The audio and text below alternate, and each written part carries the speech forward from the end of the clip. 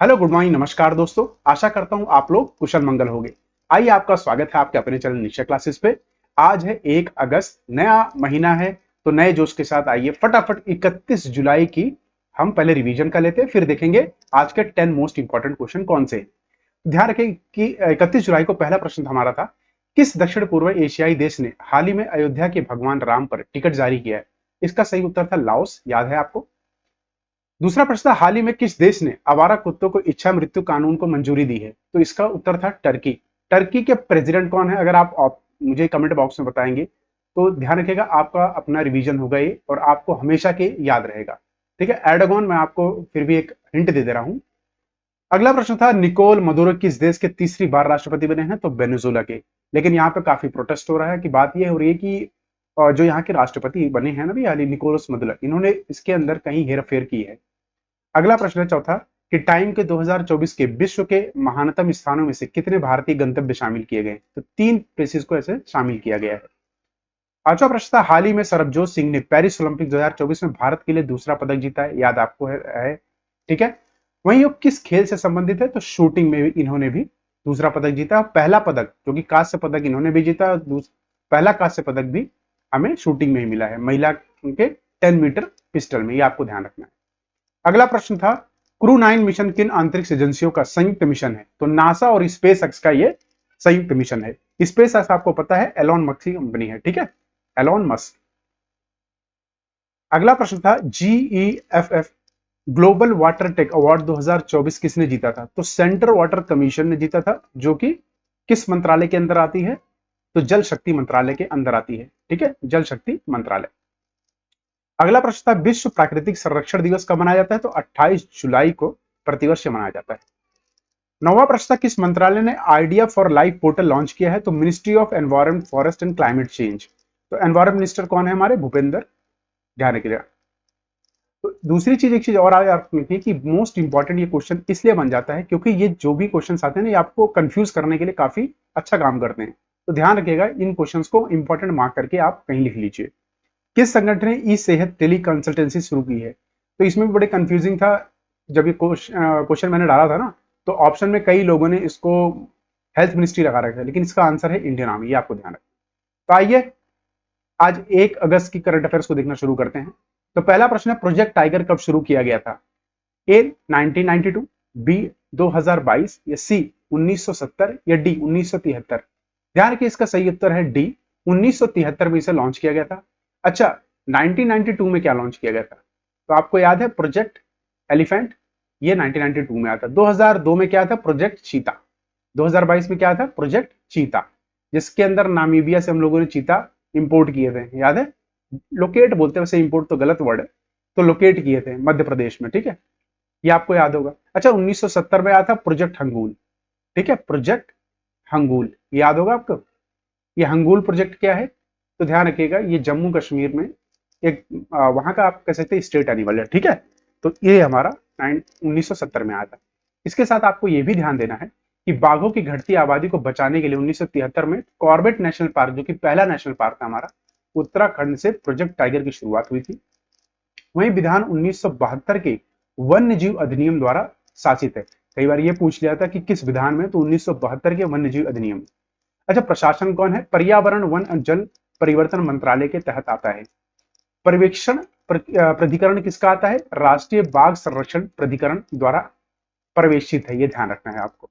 अच्छा, वर्तमान स्थिति क्या है हमारे देश में बाघों के, जिसे कहते हैं ना कि टाइगर रिजर्व की? तो इस टाइम 53 टाइगर रिजर्व है हमारे भारत में। भारत के पर्यावरण मंत्री कौन है? भूपेंद्र यादव, अभी मैंने आपको बताया था। साथ में अच्छा, एक चीज मैं आपसे पूछता हूँ, सबसे ज्यादा आप मुझे बताइए कमेंट बॉक्स में कि टाइगर रिजर्व किस स्टेट में है? State with maximum tiger reserves, आप कमेंट बॉक्स में बताइए, मैक्सिमम टाइगर रिजर्व्स किस में है? अगला प्रश्न देखते हैं। अगला प्रश्न है, किस संगठन ने एआई चैटबॉट सेवा लॉन्च किया है? ए इसरो, बी सेबी, सी आरबीआई, या डी रिलायंस? इसका सही उत्तर है, ध्यान रखिएगा, बी। अभी सेबी ने सेवा लॉन्च किया है ताकि लोगों को जो बिड लगाते हैं उन सबका काफी आसानी हो और जो लोग इसमें फ्रॉड करते हैं उनको पकड़ा जा सके। साथ में आपको ध्यान रखिए, रिलायंस एआई चैटबॉट लॉन्च किया है, जिसका नाम किस नाम से है? हनुमान। ठीक है, हनुमान। आइए इसके साथ हाल ही फिलहाल में जितने भी एआई से रिलेटेड क्वेश्चन उन सबको फटाफट हम यहाँ पे रिवाइज कर लेते हैं। जैसे भारत की पहली एआई सिटी कौन सी बनी थी? लखनऊ। कहां पर है ये? उत्तर प्रदेश। यहां पर पता है आर्टिफिशियल इंटेलिजेंस के सब कुछ सारे मापदंड से नाप कर इस सिटी को बनाया जा रहा है, जिसमें बहुत सारी सुविधाएं होंगी। देश का पहला एआई रोबोटिक्स पार्क कहां लॉन्च हुआ था? आपको पता है, बेंगलुरु, कर्नाटका में। ठीक है, कर्नाटका में। मैं स्टेट के नाम भी आपको बताता रहूंगा ताकि आपको याद रहे। रिलायंस हनुमान नाम से एआई चैटबॉट लॉन्च करेगी, आपको बता ही दिया मैंने। भारत का पहला एआई स्कूल कौन सा था? तिरुवनंतपुरम शांतिनगर विश्वविद्यालय। भारत में विश्व के पहले एआई संचालित एंटी ड्रोन सिस्टम को लॉन्च किया किसने? उसका नाम है इंद्रजाल। अच्छा, किसने किया था ये आप मुझे बताइए कमेंट बॉक्स में। तो एआई गॉडफादर किसको कहते हैं? जेफरी हिंटन को। किस यूनियन टेरिटरी भारत का टेलीमानस चैटबॉट लॉन्च किया है? तो जम्मू एंड कश्मीर ने किया था। दुनिया का पहला एआई सॉफ्टवेयर इंजीनियर कौन है? डेविन। किस कंपनी ने बनाया था? कॉग्निशन। एआई सुरक्षा पर पहला शिखर सम्मेलन यूके ब्लैचले में हुआ था 2023 में। एआई सुरक्षा पर दूसरा शिखर सम्मेलन सियोल दक्षिण कोरिया 2024 में हुआ है। अच्छा, किस एआई ने पीएम मोदी के भाषणों को तमिल में उसका ट्रांसलेशन किया था? पता आपको? भाषण लाई बोलते हैं उसे। अच्छा, सुप्रीम कोर्ट ने भी एआई आधारित क्षेत्रीय भाषा अनुवाद उपकरण लॉन्च किया सुहास नाम से। ये बहुत इंपॉर्टेंट है, इनको मार्क कर लीजिएगा, ये सारा ही इंपॉर्टेंट है। सही बताऊं, ओला ने भारत का पहला एआई मॉडल लॉन्च किया था कृत्रिम नाम से। जनरेटिव एआई प्लेटफॉर्म टोपाज किसने लॉन्च किया था? Infosys. Open AI chatbot generative pre train transformer, GPT की फुल फॉर्म है ये। रशिया का एआई चैटबॉट गीगा चैट। किसने एआईओडीसी प्रोग्राम लॉन्च किया है? माइक्रोसॉफ्ट। शिक्षा में बहुभाषावाद को बढ़ावा देने के लिए किस नाम से एआई आधारित ऐप लॉन्च हुई है? Anuvadini. World's first AI dress Medusa dress किसने लॉन्च किया है? गूगल के एक एम्प्लॉई है कृष्णा अस ने। अगला प्रश्न देखते हैं। अगला प्रश्न है, एशियाई क्रिकेट परिषद के अध्यक्ष कौन बने हैं? ए मोहसिन नकवी, बी जय शाह, सी गौतम गंभीर या डी मनोलो मार्केज। ध्यान रखिए, इसका सही उत्तर है ए। अभी हाल ही में मोहसिन नकवी को एशियन क्रिकेट काउंसिल का प्रेसिडेंट बनाया गया है। आपको इसके साथ ये भी ध्यान रखें, ये पाकिस्तान के क्रिकेट काउंसिल के हेड भी हैं। ठीक है, साथ में जय शाह बीसीसीआई के अध्यक्ष हैं। ठीक है, बीसीसीआई के board of cricket council of India. Gautam गंभीर इंडिया के क्रिकेट टीम के हेड कोच हैं। ठीक है, इज अ हेड कोच। अभी इनसे पहले कौन सा? राहुल द्रविड़। अच्छा, मोनोलो मार्केज फुटबॉल टीम के हेड कोच हैं। ठीक है, फुटबॉल टीम के हेड कोच, लेकिन किसकी? महिलाओं की। ये आपको ध्यान रखना है। आइए इसके साथ साथ जुड़े सारे अभी नियुक्तियां देख लेते हैं, जैसे कि कौन सी अभी हुई है। जैसे सुमन कुमारी बीएसएफ की पहली महिला स्नाइपर बनी है। अनुराग अग्रवाल संसद सुरक्षा के प्रमुख बने हैं। एएम खानविलकर लोकपाल अध्यक्ष बने हैं। Indramani Pandey BIMSTEC secretary general बने हैं। रघुराम अय्यर भारतीय ओलंपिक संघ के सीईओ बने हैं। अनिल कुमार लोहाटी ट्राई के हेड बने हैं। नवाब सलाम आईसीजी के नए अध्यक्ष बने हैं। सिंधु गणपति दक्षिण रेलवे की पहली ट्रांस महिला टीटी बनी है। राष्ट्रीय चिकित्सक आयोग के नए अध्यक्ष बने हैं बीएन गंगाधर। मोर्नलो मार्केज भारत की फुटबॉल टीम के मुख्य कोच बने हैं। अच्छा, ये वुमेन और मैन दोनों के हैं, वुमेन और मैन दोनों के। वहीं जार्लिस हेल्ड्री एचएसबीसी का नया सीईओ नियुक्त किया गया है। वर्सुला वॉन डेर लेनेन को 2024-29 अवधि के लिए यूरोपीय आयोग के अध्यक्ष के रूप में चुना गया है। विनय मोहन क्वात्रा को अमेरिका में भारत का राजदूत बनाया गया है। यूरोपीय संसद की अध्यक्ष फिर से रॉबर्ट मोटसोटा बनी है। महारेरा के अध्यक्ष के रूप में मनोज सैनिक को नियुक्त किया गया है। सरकार ने रॉबर्ट जे रवि को बीएसएनएल का सीएमडी लॉन्च अभी नियुक्त किया है। वहीं केटेश्वर सिंह और आर महादेवन को सुप्रीम कोर्ट का न्यायाधीश अभी नियुक्त किया गया है। अच्छा, इनको शपथ कौन दिलाता है? तो ध्यान रखिएगा, प्रेसिडेंट। ये आपको ध्यान रहना चाहिए। अगला है, सुमन सिन्हा को सीईओ क्लाइमेट लीडर्स का सह अध्यक्ष नियुक्त किया गया है। आइए अगला प्रश्न देखते हैं। हाल ही में कौन सा भारतीय इंग्लिश चैनल पार करने वाला दुनिया का सबसे कम उम्र और पैरा तैराक बन गया है? पैरा मीन्स कोई ना कोई, इनके ध्यान रखिएगा कि कुछ ना कुछ प्रॉब्लम है। ठीक है, शारीरिक रूप से, इसे पैरा बोलते हैं। ए सत्येंद्र सिंह, बी जिया राय, सी निरंजन मुकुंदन या डी रीमो शाह। इसका सही उत्तर ध्यान रखिएगा, जिया राय। अभी हाल ही में इन्होंने यह मुकाम हासिल किया है। ठीक है, इसके साथ इससे जुड़े पहलुओं को देख लेते हैं कि मुंबई की रहने वाली हैं। पहली चीज है, क्वेश्चन आ सकता है। तो GRI इंग्लिश चैनल को पार करने वाली सबसे कम उम्र की सबसे तेज इन्होंने इसको पार किया है।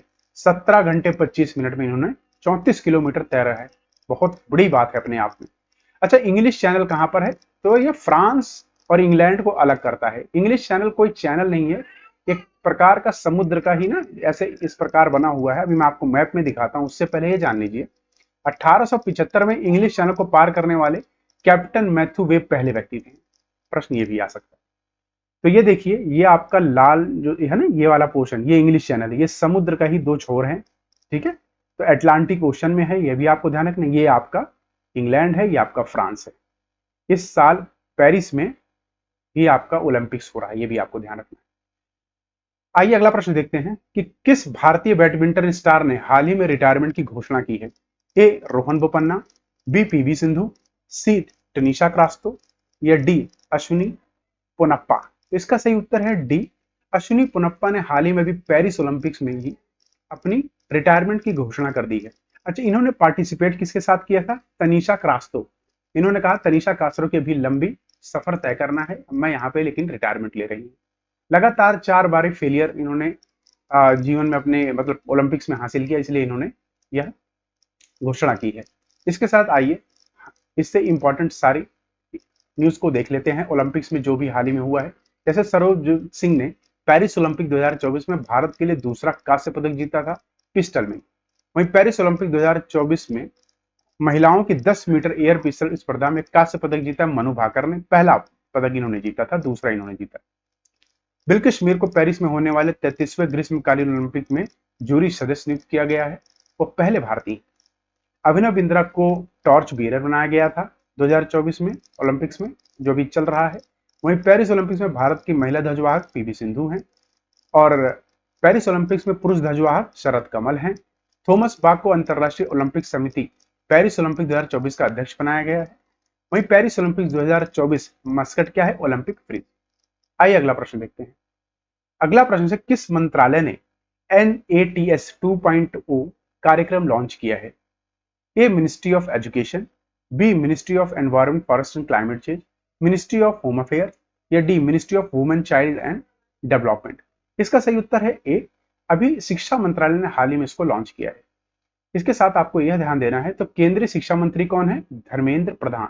ये आपको याद रखना है। तो राष्ट्रीय शिक्षुता और प्रशिक्षण योजना, जिसको नेट्स बोलते हैं ना, अगर आप इसका अंग्रेजी में अनुवाद देखेंगे तो national apprenticeship and training scheme, ठीक है, याद रहेगा आपको यहां से।